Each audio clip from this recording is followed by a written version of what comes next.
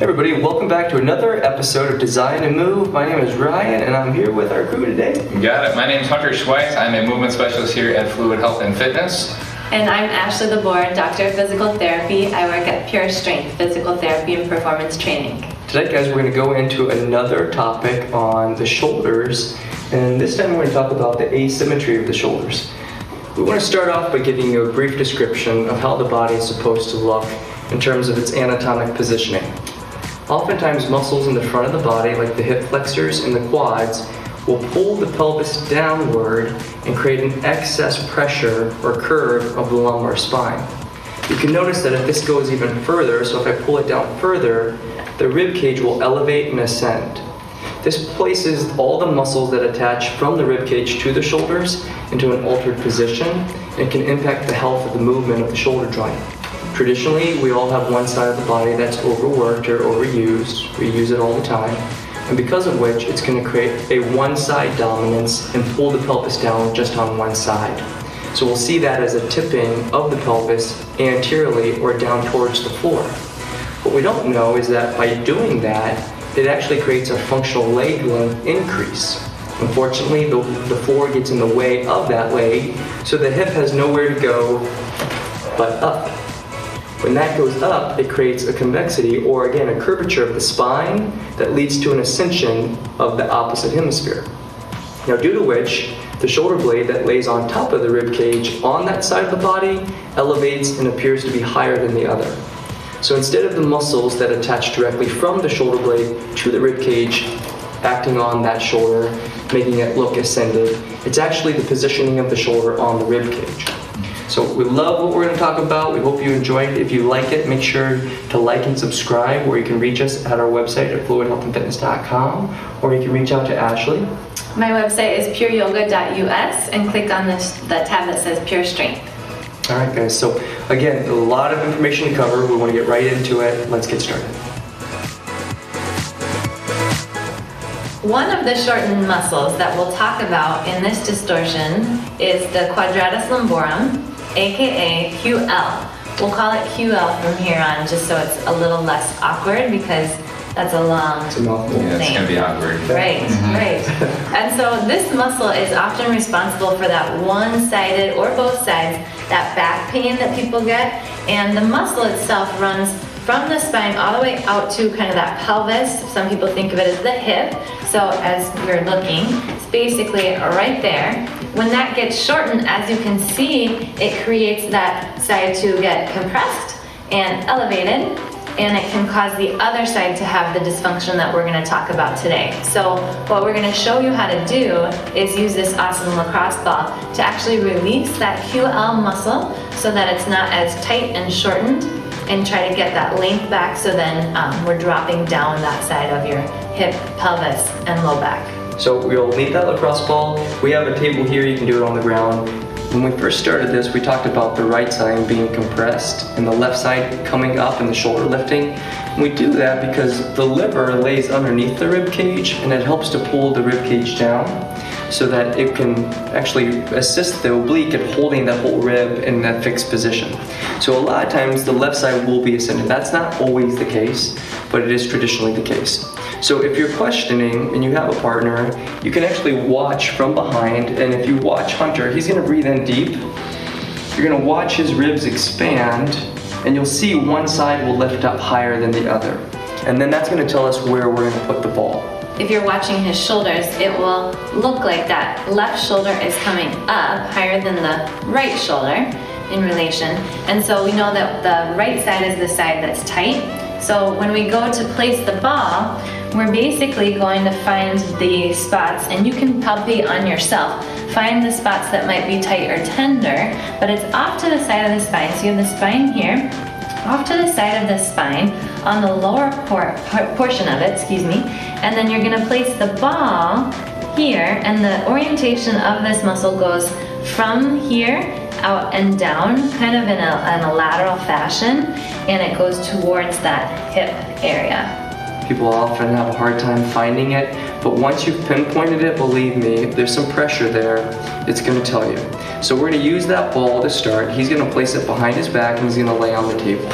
Now while he's in this laying position, we want to first make sure that the anchor point at the pelvis is nice and stable. So he's crossing his legs over using the tension of his hamstring to basically pull his hip under.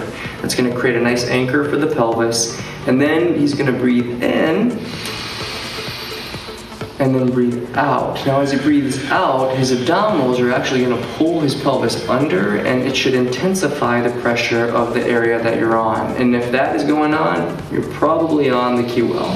Okay? If you're having a hard time finding it, you can roll that ball from the side of the spine outward and go back and forth lateral to medial, and you'll pretty much find an edge. Once you're there and you find that little tender spot, put the pressure there and hold on there. Now we're going to use breathing to help to release the muscle by using the respiratory mechanics to help to pull and lengthen that muscle open. So he's going to breathe in deeply, opening the rib, arching the back. It'll take the pressure off the ball. Then he's going to breathe out deeply, imprinting his back into the ball, pulling the tailbone under, and he should feel a little bit more tension. Do you feel that? Great. So as he does this and it starts to subdue and the length of the muscle starts to let go, he can start to increase the tension by almost crunching up a little bit, bringing his rib cage off, creasing again more of a cathodic or again rounding of the spine. And as he comes up, he's going to breathe out and then laterally tilt to the opposite direction. Again, we don't want to put the muscle in pain, so we don't want it to be, too intense. But you definitely want to feel some pressure, and you're definitely going to feel that, isolate that area. As you breathe out and you come back to your base, every time you come back, if you've softened that muscle, it'll start to sink in a little bit, and you know that its passive tone is increasing, you've done the job. Okay, so we would go through about maybe 6 to 10 breathing patterns. Breathe out deep for 4, tilt gently to the left, again if we're targeting the right side. Once you're done and you feel that muscle relax and lengthen, we want to get into the other side of the body and actually start activating and strengthening the muscles that help to hold that rib cage down on the other side. In this case, it's going to be the external oblique. Let's get started. Let's go. Before we get into activating the external oblique, we want to show once again the relationship and how it can actually surface in the body. So if the right leg is functionally longer because of that discrepancy in the tension in the front of the hip, it'll shift the hip up, and if you can see his foot, we've bolstered it up off the ground to really create a gross magnitude of what that distortion looks like. So you can see how that can compress in the spine, and this compresses. Now we just use that ball right there to help to reduce that. So hike your hip up here on the left side, Hunter. Bring the left up so that it pulled it back down. If this is compressed and compensatorily tight, then again, you would see it like so. So now that we know that, we're going to place him on the table and we're going to actually get into turning on that oblique and maintain the level pelvic alignment. Hunter's on the table and we're going to first get him set up in the right position. We want to make sure that his feet are grounded on the floor, and you'll notice his knees are bent about 90 degrees. Now what we want to do is make sure that the legs don't widen out at any point in time. We want to try to keep him within the hip line, right? So here's his hip line right here. We want him to be slightly inside of it. And you may even want to put a ball or something in there just to give you a little marker to focus on, okay? Either way, he's going to leave it floating. And then we want to try to get the air out of his lungs so that we can first define what abdominal pressure or the engagement of your abdominals really looks like. So if he breathes all the air out, he's going to find his lower back on the table. And then he's going to start feeling that abdominal pressure, right? You're going to really get a good, strong contraction of your abdominals. So that is something that you're going to want to remember, because the length of the breath out really has a strong impact on being able to make this effective over the course of time. Okay? So the other point is that he's going to support his head with his right hand. Remember, we're still working on the left hemisphere of the rib cage. He's going to support the head and brace the head into his fingertips. And this basically is going to be a little platform so that he can lift the whole torso up. I don't want him to use his arm and pull the arm in and crank his neck into extension. Okay? So he's just going to use this to support. And you can tell that it's actually the right position if you actually took your chin down and you feel a softening of the pressure on the base of the skull with your fingertips. You're not using your extensors, you're taking your neck out too excessively. Okay? So now that we have all that set up, the actual movement is going to be a forward crunch, pulling his torso up off the ground. He's going to reach his arm out into protraction, meaning I'm going to glide the shoulder forward come up as high as we can go, and then rotate in towards the midline or plinth as much as we can without starting to compensate on the other side. Okay? So come on up. He's going to breathe all the air out, get his ribs nice and low. He's going to breathe in and lift up. Reach across, rotate, bring the rib in towards the other hip, and then breathe out slowly. Especially, what's the deal with the breath being slow out? Why is that important? Yeah, so you want to have it nice and controlled so that you're not holding your breath, for one thing, because when you hold your breath, you create intra-abdominal pressure, and that actually creates a lot of tension around your spine and around your discs of your low back. It also helps you to get more function out of those muscles, and you're using your diaphragm to help to basically get more of the other muscles in that area kicking in and firing, and then you're kind of coordinating it with your breath to have more of a rhythm. We know that if one side is elevated, the diaphragm might be basically hyperascended, so that the rib cage position puts the ribs or the diaphragm into a state of almost a tighter contraction. So you always trap air up in that portion of your lungs, and you're never getting a full breath. But basically, by doing that, you're never fully getting oxygen saturation. You're having a hard time being able to provide your body with the most universal necessary thing ever, and that's air. So we would do 2 sets of 20. We want to control the breathing pattern. Like Ashley said, don't brace and hold on too tight.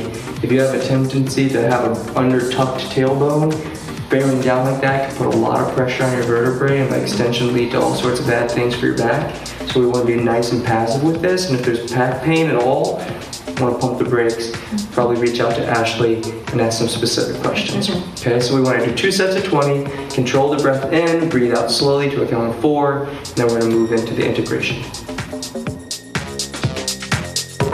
So now that we've turned down the QL and turned up the oblique, we want to feed it all into the same systems and teach the brain to cooperate with the body. And we're going to do that with a single leg balance position, coordinating our breath and our shoulder all together. So if our rib is up, the shoulder will hike up like this. We're going to want to get it down, get the shoulder blade back on the rib cage, and as it comes back into retraction, keep that rib cage in a protracted position and let it glide around. We're going to do that by getting him into a split stance with his left leg leading. The band's going to be anchored up at the ceiling, and you can do the same thing. This is about a 3-pound to 5-pound band, not a lot of tension. And you can anchor that up at maybe a door frame, tie a knot, put it up over a door, shut the door. Right? There's plenty of ways you can do it from home. And if you need one of these exercise tubes, just visit our website. And the first things first, we want to make sure that we get the hips stable, because that's what we were talking about, right? The hips distort the spine, that distorts the ribs. So make sure that the hips are stable first. Which means basically this back, or right and left ilium on the back side of his hips are going to be stacked and parallel to the floor, perpendicular to his leg.